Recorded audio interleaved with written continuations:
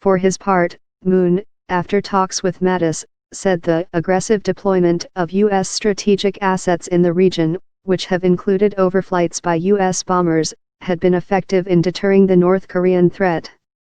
Tension between North Korea and the United States has been building after a series of nuclear and missile tests by Pyongyang and bellicose verbal exchanges between Trump and North Korean leader Kim Jong-un, stoking fears any miscalculation could lead to an armed confrontation.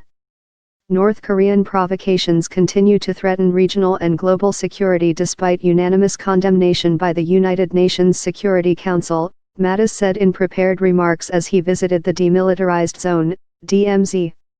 As Secretary of State Tillerson has made clear, our goal is not war, but rather the complete, verifiable, and irreversible denuclearization of the Korean Peninsula. Standing alongside Mattis, South Korean Defense Minister Song Young-moo said, "We together will continue to defend peace through strong will and strong might." Trump visit looms ahead of Trump's visit to Asia. Mattis has emphasized diplomatic efforts to find a peaceful solution to the crisis during his week-long trip to the region. That's really what it was all about, to keep the North Korea effort firmly in the diplomatic lane for resolution, Mattis said earlier this week after 3 days of meetings with Asian defense chiefs in the Philippines. At the same time, the U.S. and South Korean militaries are looking for ways to deter Pyongyang and bolster the South's defenses. Washington's top military officer, Marine General Joseph Dunford, chairman of the Joint Chiefs of Staff, met with his South Korean counterpart, General Kyong-do Jaeong, a U.S. military statement said. Dunford renewed U.S. warnings of retaliation to further provocations. The United States flew Air Force bombers over waters east of North Korea last month in a show of force.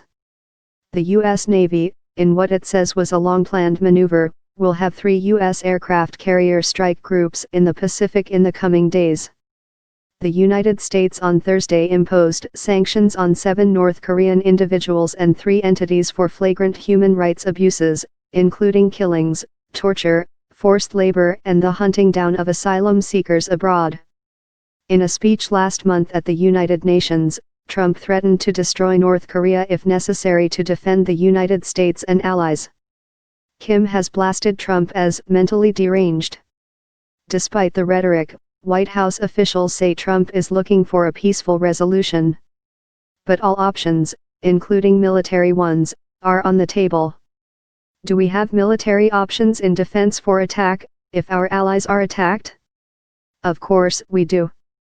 But everyone is out for a peaceful resolution, Mattis told reporters traveling with him this week. No one's rushing for war.